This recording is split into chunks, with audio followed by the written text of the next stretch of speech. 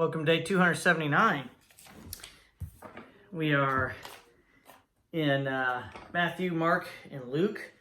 And today we have some special stuff.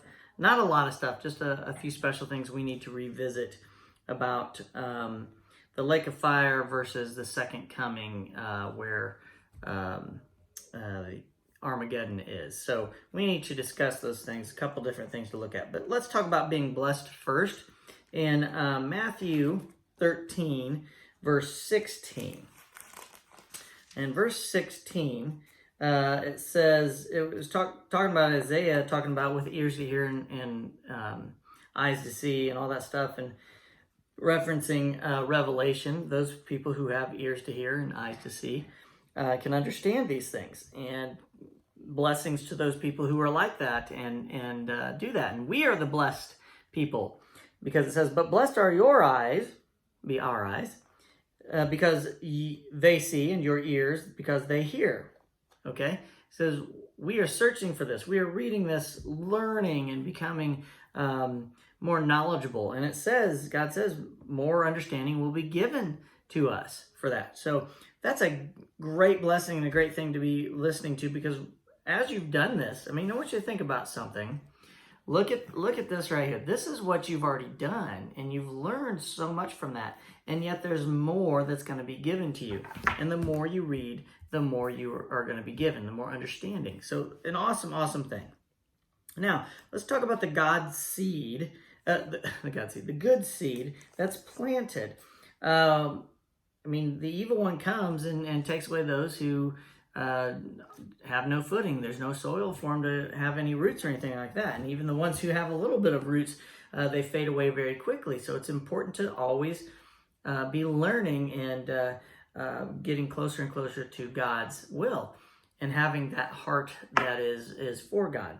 And then when you do that, you finally get to the point where you learn He actually planted you in good soil. And you doing this and reading and talking to other people about it and being in small groups, that's what He's talking about, producing more and more. Well, where did that come from? Somebody else who was a seed that grew up and had something to offer and led you to where you are today. So it just keeps multiplying, and that's what the good seed is. Okay, now, secrets made known to all. So I like to mention these types of things when I read them. Your secrets, everything that you have that's secret. My secrets that I don't want anybody to know about, because I don't have. I've done things in my life that I'm not proud of. Maybe you have too.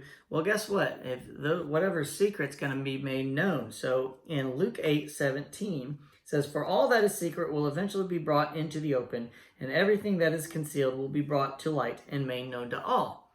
Now, what does that mean? Maybe they won't be shown to all because of what Christ did and God forgets everything. Or maybe that will be presented and you will not be condemned because Jesus is going to say, no, this one's mine. And God's going to be like, I don't know what you're talking about. I don't remember any of those things, because God promised not to remember your sin anymore. So either way, it's going to be in the past. It'll be over with, or it may not even be brought up at all. But for those who do not know Christ, every single thing is going to be laid bare for all to see. So don't put yourself on a high and mighty pedestal compared to those people. It's sad because your stuff could be made known as well.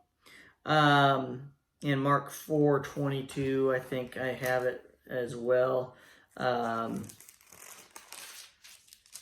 For everything that is hidden will eventually be brought into the open, and every secret will be brought to light. Okay, anyone with ears to hear should listen and understand. Again, this is Jesus saying, anyone with ears to hear should listen and understand. And the point is, yes, we understand this. Secrets, doing things in secret doesn't mean that they're not known. They are known, and they're going to be laid bare for everyone to see. Now, the harvesting of people. This is where we get into some conflict with different types of views. In chapter 15 of Revelation, it talks about the angels coming down and swinging the sickle and harvesting the grapes and put into the great winepress. And Jesus's robe is, blood red from trampling the winepress. Okay?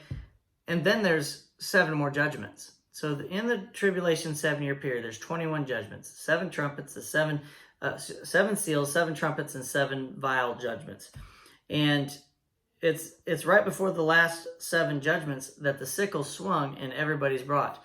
And you got to understand, we don't know the time frame of how fast the last 7 judgments come, but we're swinging the sickle, and it brings everybody into Armageddon, and that's when those people are thrown out and annihilated in a moment. And then you get verses like they're thrown into the fire furnace. Well, is that the lake of fire?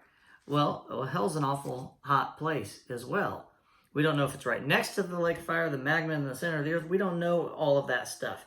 So I can see why people would think it's near the end of the world. It says the end of the world. Well, you need to understand that translation is really the end of the age.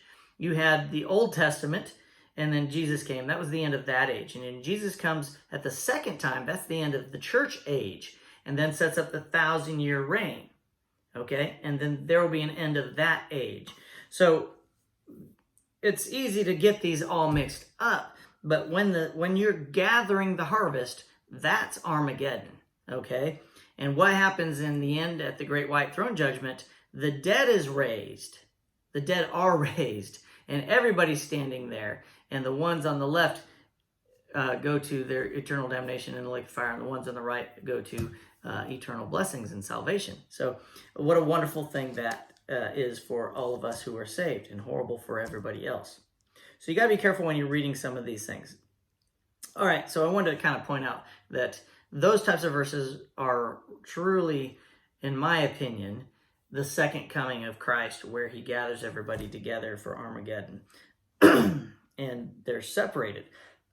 Some people put that at the end, at the Great White Throne Judgment, because there is separation at the Great White Throne Judgment, but Christ's robe is not blood-stained red because he's trampling the winepress at the end of the 1,000-year reign. That's at his second coming. Okay? So, last thing.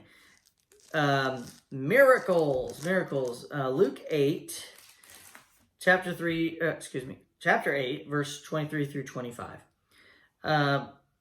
As they sailed across, Jesus settled down for a nap, but soon a fierce storm came down on the lake. The boat was filling with water, and they were in real danger. The disciples went and woke him up, shouting, "Master, Master, we're going to drown." When Jesus woke up, he rebuked the wind and the raging waves. Suddenly, the storm stopped, and all was calm. That's a miracle. He commands the wind and the waves. And that is such a cool thing to add to your list of miracles on your Jesus list. So that's your day 279. I'll see you tomorrow.